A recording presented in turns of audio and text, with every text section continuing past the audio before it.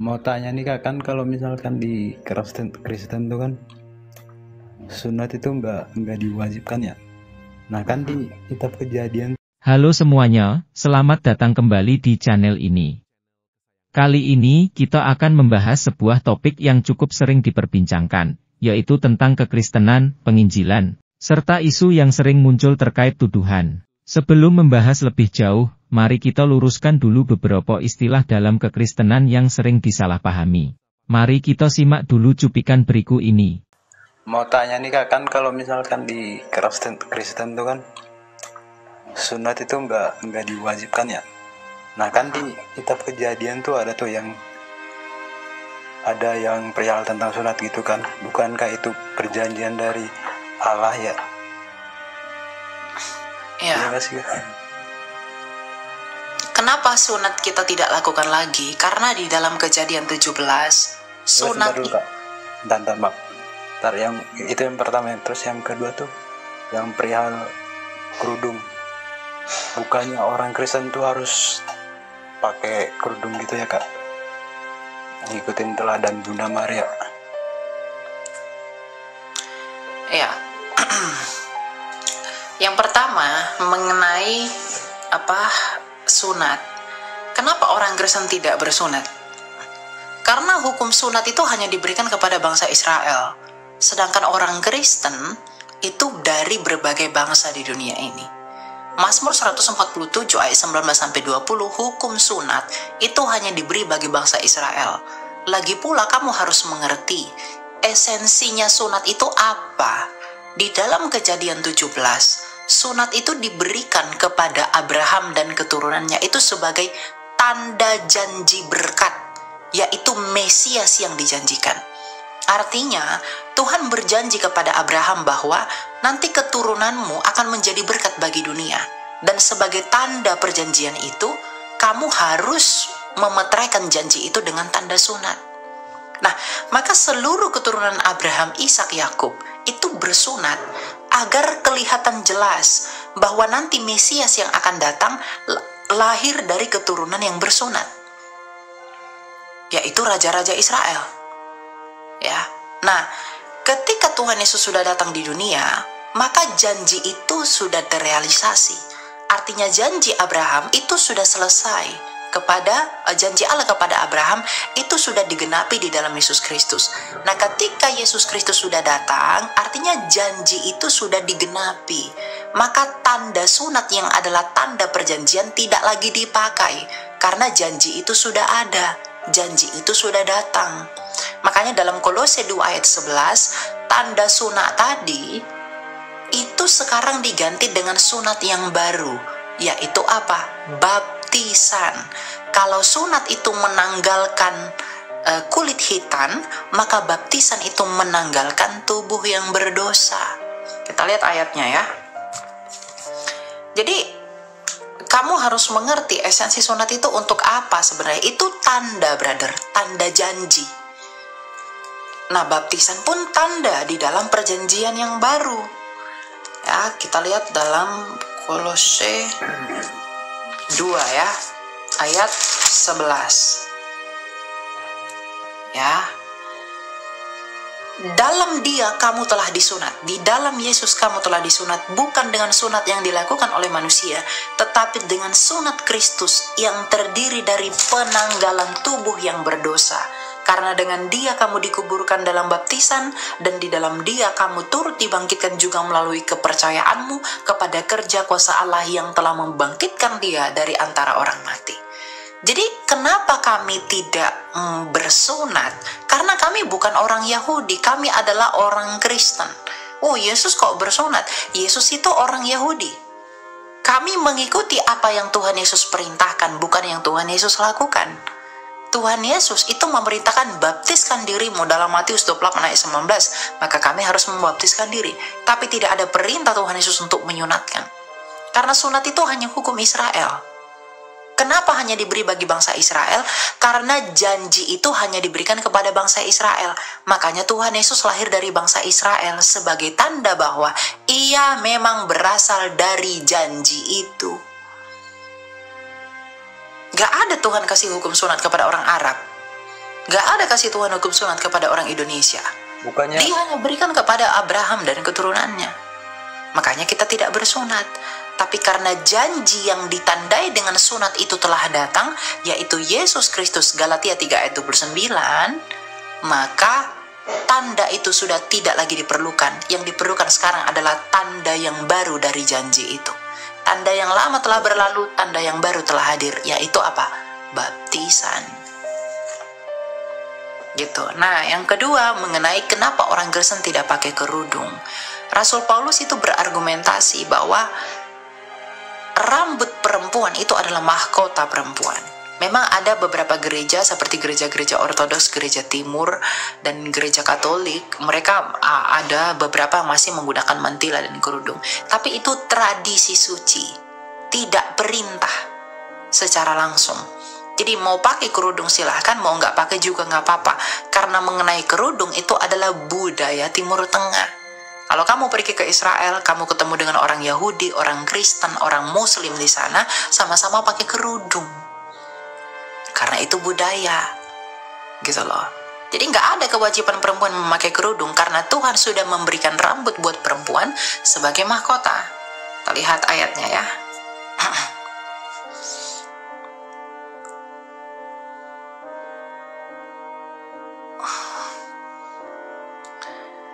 Ya, coba kita lihat ayatnya.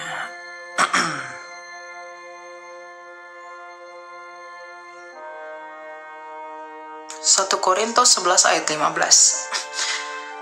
Tetapi bahwa adalah kehormatan bagi perempuan jika ia berambut panjang, sebab rambut diberikan kepada perempuan untuk menjadi penudung.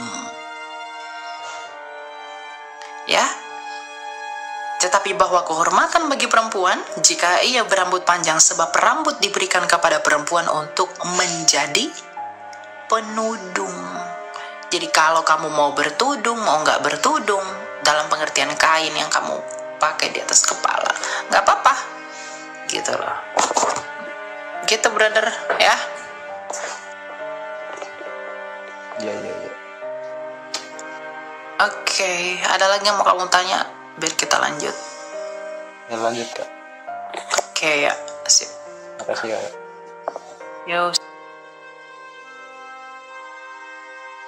Kan mau tanya apa Pak?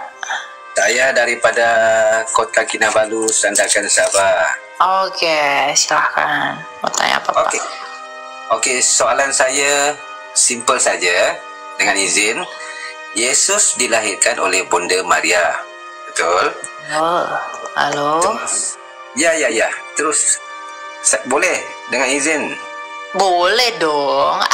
Oke, Yesus dilahirkan oleh Bunda Maria, dengan izin.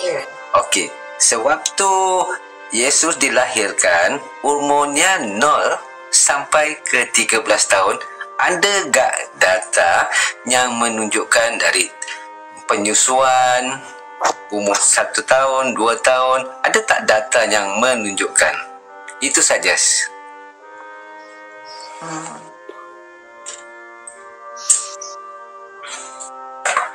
Jadi umur berapa tahun Pak? Umur berapa tahun? Dari umurnya 0 sehingga 13 tahun. Berarti umur 8 hari. Umur 8 hari dia ke Bait Allah untuk disunat di hadapan Simeon dan Hana. Itu kesaksian Rasul Lukas. Ada tak datanya? Datanya di Alkitab? Ada. Saya baca Pak. Iya, teruskan, lanjut. Dia dilahirkan dalam Lukas 2 ayat 1 sampai 7. Ia disunat pada usia 8 hari di dalam Lukas 2, sebentar ya, saya buka ya. Lukas 2 ayat 21 ya.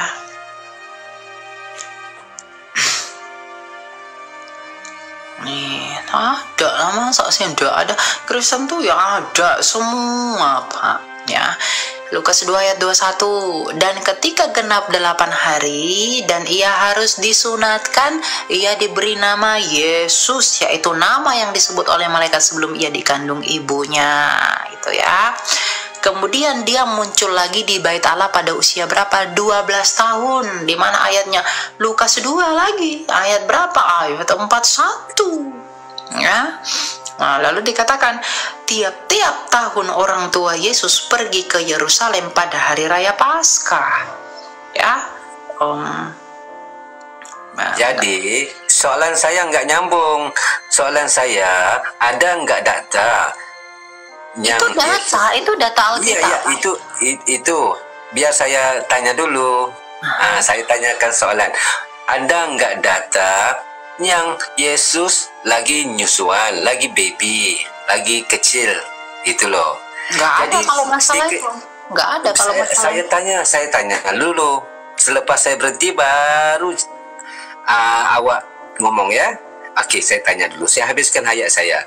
Si baby kecil dilahirkan, nggak hanya menyusu ibunya, nggak tahu berbicara, pantas boleh menguasai kerajaan dunia dan isinya. Ada nggak datanya si anak kecil ini menguasai dunia dan isinya daripada usianya 0 hingga ke 12? Jangankan usia 0, ketika dia lahir saja dalam Lukas 2 ayat 11, malaikat sudah berkata kepada pengembala, hari ini telah lahir bagimu Kristus Tuhan di kota Daud. Jadi dia lahir aja Pak, enggak dia yang menyaksikan dirinya sendiri. Malaikat yang mengatakan bahwa dia adalah Tuhan. Makanya para pengembala itu datang menjumpai Yesus. Jadi jangan bilang apakah ia layak, enggak layak. Ya malaikat sendiri yang ngomong, gimana toh? Gimana nih Pak Ci? Malaikat loh yang saksiin loh. Ya, malaikat saksinya. By the way, itu Yesus pun pernah berdoa kepada Allah SWT. Bukan Allah itu kepada Bapa. Emang kamu pernah sebut Allahmu Bapa? Oke, di Lukas 6 ayat 12. Coba buka di Lukas 6 ayat 12. Yesus semalaman telah berdoa kepada Allah. Itu bukan Allahmu. Itu coba datanya di Lukas 6 ayat 12. Saya udah lihat. Oke.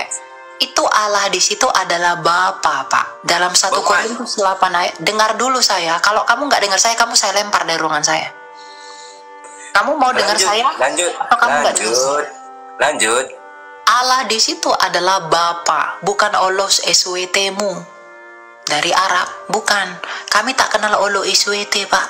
Olo SWT itu dari Arab, dan Olo SWT baru diperkenalkan di tanah Arab pada abad ke-7. Jadi kamu jangan memaksa bahwa Bapa di sana atau kata Allah di sana itu merujuk kepada Olomu. Olomu nggak pernah disebut Bapa sama nabimu. Kamu jangan sama-samain, Pak. Itu yang harus Bapak tahu. Jadi jangan dia semalam-malaman berdoa sama Allah. Itu bukan Allahmu, itu Bapa. Baca 1 Korintus 8 ayat 6. Oke, ngerti. Oke, terus kita beda agama, betul? Memang beda. Iya. Saya mau tanya, kita beda agama. Jadi di Islam, jika kita inginkan sesuatu keinginan, kita berdoa ke level satu lagi, bermana ke Allah. Jadi saya nggak ngerti kalau Yesus berdoa ke level yang atasnya. Macam Yesus kita itu kan berdoa. Yesus tuh berdoa, Pak. Itu bukan minta-minta. Doa itu komunikasi, Pak. Dia nggak minta-minta, Pak. Dia nggak ngemis seperti kita ngemis sama Tuhan. Enggak, Pak. Dia berkomunikasi. Komunikasi kita kepada Tuhan yang melalui doa, melalui zelota itu, Bapak. Bukan minta-minta begini dia. Enggak. Doa itu tangannya dua minta-minta. Iya, enggak gitu, Pak. Jadi jangan karena Yesus berdoa sama Bapa lalu Yesus itu bukan Tuhan. Dia berdoa itu berkomunikasi sama Bapanya. yang mengutus dia, karena dia adalah firman-Nya Bapa yang datang ke dunia menjadi manusia. Kalau di imanmu firman Allah menjadi buku, di iman kami firman Allah jadi manusia, Pak Nah, Iya. ketika dia dengar dulu, ku lempar atau enggak, ya. Ketika dia menjadi manusia, dia berdoa, karena berdoa itu sifat manusia. Nggak bisa kucing berdoa, Pak. Nggak bisa laron berdoa. Nggak bisa buku berdoa. Makanya kitab sucimu nggak bisa berdoa, karena dia jadi buku, nggak jadi manusia. Nah, Yesus firman jadi manusia, makanya dia berdoa. Paham, Pak? Oke, tadi katanya binatang nggak bisa berdoa. Jika kita membagi binatang makan, binatang tuh mendoakan kita. Pantas loh. Kata binatang nggak bisa doa. Binatang berdoa. Kira-kira bagaimana doa binatang, Pak? Oke, aku nggak bisa klaimkannya, tapi bila di dalam Alkitab, bila kita menfeed binatang, membagi makan kepada binatang, binatang mendoakan kesejahteraan. Kalau udah binatang berdoa, bobo aja ya. Kita sudah cerdas. Ini bikin lagi nyungsep aku kita, binatang berdoa. Silakan Astro. Shalom Kak. Pak, shalom. Silakan Pak, mau tanya apa? Ini mau bertanya, tapi di luar konteks ketuhanan Yesus ya Kak, boleh Kak? Nggak apa-apa, apa aja deh. Di sini kan kebetulan di gereja ada beberapa gereja yang menggunakan atau memperbolehkan membawa persepuluhan begitu ya Kak. Tapi ada juga beberapa gereja yang sudah tidak menggunakan persepuluhan. Jadi Kak, boleh kasih ajaran yang sebenarnya perpuluhan itu untuk sekarang itu seperti apa Kak? Masih boleh atau sunnah Kak? Ya. Persepuluhan dalam pengertian 10% ya. Itu sudah tidak berlaku lagi sebenarnya. Tapi kalau gereja menyebutnya persepuluhan, lalu dibawa ke rumah Tuhan benar-benar 10%, tapi dia rela memberikan itu, ya silahkan aja. Jadi mau bawa persepuluhan, mau nggak persepuluhan, kayaknya nggak masalah. Yang penting kamu memberi sama Tuhan. Gitu loh. Jadi kalau ada gereja-gereja persepuluhan dan jemaatnya rela memberi itu, ya udah nggak apa-apa. Tapi kalau jemaatnya nggak rela, ya jangan dipaksa. Prinsip memberi itu adalah 2 Korintus 9 ayat 7. Berilah menurut kerelaan hatimu. Berapa yang hatimu rela memberi, silahkan beri. Elia, kalau ada orang yang sakit, saudara saya, terus persepuluhan saya persembahkan sama dia, boleh nggak? Boleh. Matius 23 ayat 23, belas kasih itu lebih utama daripada persepuluhanmu kepada gereja. Karena ketika kamu memberi kepada saudaramu yang membutuhkan, kamu juga sedang memberi kepada Allah. Bukankah kita harus memberi orang lain tumpangan agar kita memberi tumpangan pada Kristus? Bukan kita memberi orang lain pakaian agar kita memberikan pakaian pada Kristus? Gitu. Jadi ada gereja yang nggak persepuluhan, ya nggak apa-apa. Tapi ada gereja yang buat persepuluhan, silahkan. Selama jemaatnya rela memberi, silahkan, nggak apa-apa. Tapi kalau ada yang nggak beri 10%, ya jangan dihakimi. Yang memberi jangan menghina yang tidak memberi.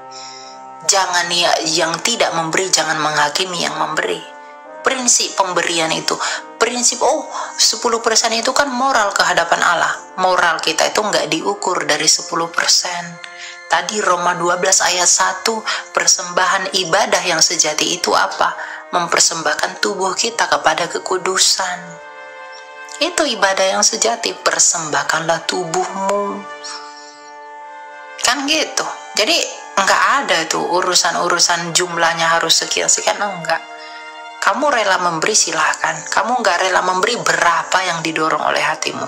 Rasul Paulus kan berkata, jangan oleh karena paksaan, Kalau pendeta bilang, kamu bayar 10%, kalau kamu nggak bayar kamu dikutuk, itu bohong, itu nipu. Jangan mau ditipu pendeta.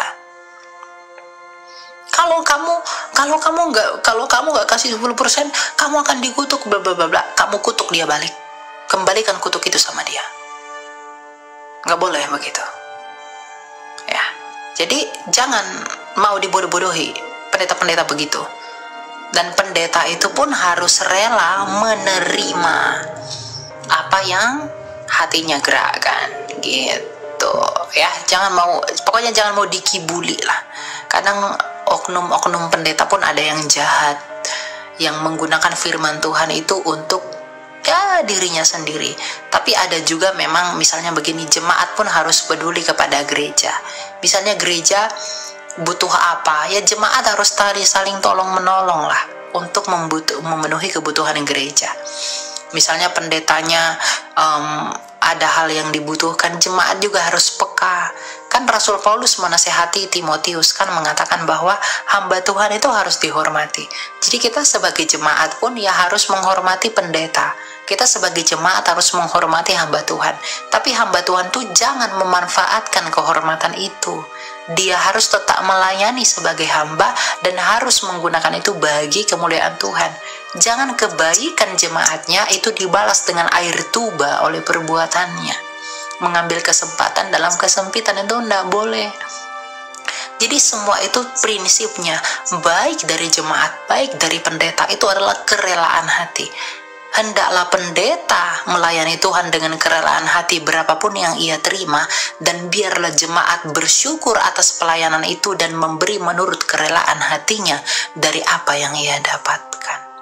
Dan kalau kita sama-sama punya hati yang seperti itu, pelayanan itu akan berjalan dengan baik. Gak ada tuh saling tuntut, wah kamu harus begini, enggak gitu. Karena sejak perjanjian lama pun persepuluhan itu ya diperuntukkan untuk Lewi yang tidak mendapatkan bagian dalam tanah pusaka gitu. Kalaupun argumentasinya dibawa, oh pendeta-pendeta kan Lewi di zaman sekarang, oke silakan aja, tapi jangan kau paksa orang gitu. Ini bukan masalah pelit, oh kamu pelit, kamu nggak kasih 10% apa segala macam, bukan masalah itu. Ada banyak hal yang bisa diberi. Kamu memberi persembahan sama Tuhan, tapi saudaramu tidak makan, kamu tidak bantu. Anakmu tidak minum susu, kamu tidak kasih. Ibumu kamu telantarkan. Orang tuamu tidak kamu kasihi. Nggak ada gunanya persembahanmu itu. Untuk apa kamu mengaku mengasihi Allah yang tidak kelihatan, tapi yang kelihatan di sekelilingmu kamu tidak pedulikan?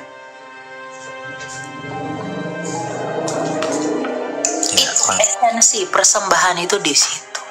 Belas kasihan itu yang harus dijunjung tinggi. Tapi kalau kamu sudah melakukan itu dan kamu kasih persepuluhan sama gereja, silakan. Cuma kan banyak orang Kristen sekarang itu kepahitan sama pendeta, kepahitan sama gereja. Karena apa? Karena dipaksa persepuluhan apa segala macam. Nah itulah pendeta-pendeta yang tidak berhikmat itu yang seperti itu. Memaksa jemaatnya tanpa mengerti kondisi jemaatnya. Itu salah. Ya saya harap enggak begitu sih. Saya harap enggak ada lagi yang begitu. Nah jemaat pun harus lebih peka sama hamba Tuhan. Apa yang mereka butuhkan, apa yang mereka perlukan. Lalu kemudian apa yang gereja butuhkan. Tapi harus terlebih dahulu menjunjung tinggi prinsip belas kasihan. Gitu ya. Terima kasih Kak. Jadi seharusnya lebih bijak dalam menyikapi hal-hal yang terjadi kan Kak? Ya, semuanya harus bijaksana. Jemaat harus bijaksana, pendeta pun harus bijaksana. Jangan kemurahan hati jemaat itu dimanfaatkan oleh pendeta, nggak boleh. Itu jahat loh itu. Betul Kak, betul. Boleh saya tambahin dia? Ya. Iya, jadi mengenai persepuluhan atau perpuluhan, ini dua kata yang berbeda ya. Persepuluhan adalah isu yang digumuli kebanyakan orang Kristen. Apakah boleh atau tidak? Kita berbicara mengenai Alkitabiah, ya. Persepuluhan adalah konsep perjanjian Lama. Ya, persepuluhan adalah peraturan hukum Taurat. Setiap orang Israel memberi 10% dari segala yang mereka peroleh untuk tabernakel atau wet suci. Imamat 27 ayat 30. Ya, di kitab Bilangan 18 ayat 26. 2 Tawarikh 31 ayat 5. Sebagian orang menganggap persepuluhan dalam perjanjian lama sebagai pajak untuk mencukupi kebutuhan dari para imam dan juga orang-orang Lewi dalam sistem korban. Ya, itu dalam konsep perjanjian lama. Dalam perjanjian baru tidak ada perintah atau rekomendasi kepada orang Kristen supaya tunduk kepada sistem persepuluhan sebagai hukum tertulis. Tidak ada. Paulus hanya mengajarkan bahwa orang-orang percaya sepatutnya menyisihkan sebagian dari penghasilan mereka untuk mendukung gereja. 1 Korintus 16 ayat 1-2. Perjanjian baru tidak menentukan persentase penghasilan yang harus disisihkan, tapi hanya mengatakan sesuai dengan apa yang kamu peroleh. 1 Korintus 16 ayat 2. Gereja Kristen sekarang mengambil angka 10% dari perjanjian lama dan menerapkannya sebagai rekomendasi minimum. Nah, bagi orang Kristen ketika memberi persembahan, jadi rekomendasi umum ini, minimum ini mengambil dari perjanjian lama. Walaupun demikian, orang Kristen tidak perlu merasa diwajibkan memberi persepuluhan. Orang Kristen sepatutnya memberi sesuai dengan apa yang mereka mampu. Ya, sesuai dengan apa yang kamu peroleh. 1 Korintus 16 ayat 2. Terkadang ini berarti memberi lebih dari persepuluhan. Yes. Kadang-kadang ia kurang dari persepuluhan. Yes. Kerelaan hati. Baca nanti Yakobus 1 ayat 5. Setiap orang Kristen perlu berdoa dengan sungguh-sungguh dan meminta hikmat dari Allah mengenai persembahannya, persepuluhan, dan berapa banyak yang harus dia berikan. Ya, dan 2 Korintus 9 ayat 7, hendaklah masing-masing memberikan menurut kerelaan hatinya, jangan dengan sedih hati atau karena paksaan, sebab Allah mengasihi orang yang memberi dengan sukacita. Itu beberapa tanggapan saya. Jadi kalau untuk perjanjian baru kita, orang-orang Kristen, gak lagi kita mengambil hukum Taurat tersebut. Begitu Pak ya? Ya, puji Tuhan Pak. Saya berkuliah di kampus agama juga. Saya sebenarnya sudah tahu hal seperti ini, cuman karena melihat ada beberapa oknum pengemuka agama yang secara tidak langsung sudah memaksa untuk meminta persepuluhan kepada jemaat. Jadi saya mencari dasar yang lebih kuat agar supaya nanti bisa dikabarkan kepada teman-teman atau orang-orang sekitar bahwa seharusnya itu seperti apa. Jadi kita lebih bijaksana dalam menyikapi persoalan yang ada. Terima kasih Kak. Oke, gitu ya. Kita lanjut ke yang lain ya.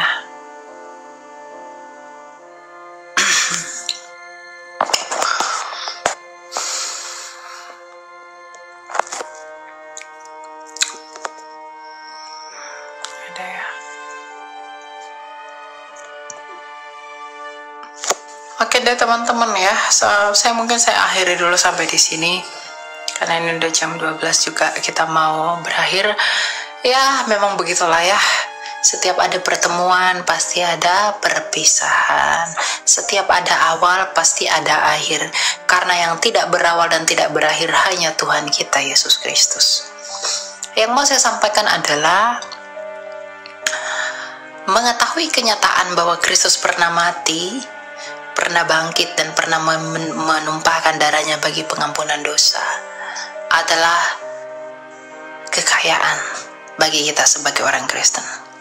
Oleh karena itu, sebagai rasa syukur kita, mari sama-sama bertobat untuk hidup lebih baik di dalam Tuhan, mencintai kekudusan sekalipun itu sulit, tapi biarlah kita melawan itu. Karena orang kudus bukanlah orang yang hidup tanpa dosa, tapi orang kudus adalah orang-orang yang berjuang melawan dosa-dosanya. Thank you teman-teman yang udah tap-tap layar, yang kalian luar biasa, yang udah bantu support kita, Bang CP, thank you semua. Doa-doa dan dukungan kalian ya. Saya mohon doa dari kalian, biarlah kalian selalu mendoakan saya agar Tuhan selalu mengasihani saya setiap saat. Amin. Dan saya juga berdoa baik untuk kalian, biar Tuhan selalu menguatkan dan meneguhkan. Dan yang paling penting, biarlah Ia memberkati kita selalu dan senantiasa. Bang CP, ada yang mau sampaikan, Bang? Ya, salam teman-teman semua. Terima kasih atas kesempatan ini buat teman live chat dan juga adik Elia. Saya diberi kesempatan untuk naik di room ini. Ya, saya berpesan seperti ini teman-teman. Kita dalam hidup ini memang ada yang sudah lahir dalam Kristen, ada yang sampai saat ini mungkin masih bingung mencari kebenaran. Pesan saya kepada teman-teman siapapun Anda yang sudah Kristen, bertahanlah sampai kesudahannya. Yang mencari kebenaran, belajarlah. Belajar. Tuhan-Tuhan di luar sana itu adalah Tuhan-Tuhan yang nongkrong melulu kerjanya. Tidak ada bentuk kasihnya. Ya. Tetapi dalam iman Kristen, Dia menunjukkan kasihnya lewat anaknya. Oleh sebab itu, siapapun Anda mungkin lagi belajar, yuk jangan pernah putus asa, kita belajar. Ya, karena firman Tuhan ini, Alkitab kita ini sangat indah untuk dipelajari. Bahkan kamu akan terkagum-kagum ya dengan Alkitab kita ini. Oleh sebab itu, buat saudaraku dimanapun Anda berada, yuk kita belajar terus. Ya, demikianlah yang harus saya sampaikan. Teman-teman, shalom. Tuhan berkati semuanya. Kita akan coba simpulkan dari hasil perdebatan tersebut. Pembicara menantang seseorang untuk berdebat 1 lawan 1, menuntut mereka untuk menyalakan kamera dan terlibat dalam diskusi. Pembicara meminta bukti tentang pendirian Yesus tentang keaslian Injil Lukas.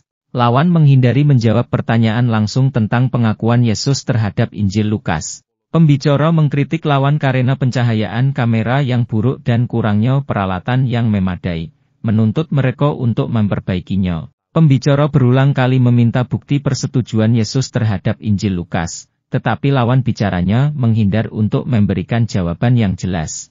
Perdebatan menjadi panas karena pembicara menuntut jawaban langsung tentang keabsahan Injil Lukas, mengkritik lawan bicaranya karena panik dan tidak menjawab pertanyaan tersebut. Pembicara menegaskan bahwa Yesus tidak pernah melegitimasi kitab suci Kristen, mempertanyakan dasar kekristenan. Pembicara menuduh lawan bicaranya tidak dapat memberikan keabsahan bagi Injil Lukas, membandingkannya dengan keabsahan Al-Quran. Pembicara mengakhiri debat dengan menuduh lawan menghindari pertanyaan, melarikan diri dari diskusi, dan kurang berpengetahuan, yang menyiratkan kekalahan mereka. Ayo berpartisipasi dalam kebaikan bersama Yayasan Cipto Pelito Kasih. Mari kita bersama-sama memberikan sedikit berkat dan menyisihkan sebagian dari yang kita miliki untuk mendukung rumah Yayasan Cipto Pelito Kasih. Yayasan ini membimbing dan mengajarkan 30 anak-anak yang membutuhkan bimbingan dan pendidikan. Dengan partisipasi saudara, kita dapat memberikan harapan baru dan masa depan yang lebih baik bagi mereka. Tidak perlu banyak, bahkan bantuan kecil saudara sangat berarti bagi anak-anak ini. Mari kita ambil bagian dalam misi mulia ini dan bersama-sama membawa perubahan yang positif dalam kehidupan mereka. Kami percaya bahwa setiap kebaikan yang Anda berikan akan dibalas berlipat ganda. Tuhan Yesus memberkati saudara semua yang telah berpartisipasi dalam mendukung rumah Yayasan Cipto Pelito Kasih. Nah teman-teman gereja YouTube, bagaimana pendapat dan tanggapan saudara? Setelah menyaksikan video ini, oleh karenanya, silakan berkomentar di kolom komentar. Berharap komentar saudara adalah komentar yang membangun, komentar yang positif, yang baik, serta komentar-komentar yang mengedukasi kita semua, atau tuliskan di kolom komentar Tuhan Yesus dahsyat, Tuhan Yesus maha besar. Itulah tadi video yang bisa saya bagikan. Kalau saudara suka, jangan lupa bagikan ke media sosial saudara. Berikan tanggapan teman-teman yang menonton video ini bagaimana? Boleh berikan pendapat kalian di kolom komentar. Atau teman-teman gak usah repot-repot, cukup tuliskan di kolom komentar Tuhan Yesus baik, atau Tuhan Yesus dahsyat, atau Tuhan Yesus juru selamat manusia di kolom komentar. Itu adalah bagian doa saudara untuk kami, dan para pendengar selanjutnya yang menonton video ini. Mana tahu mereka membaca komentar kalian, hatinya terketuk, dan Tuhan Roh Kudus langsung menjamah mereka. Terima kasih saudara.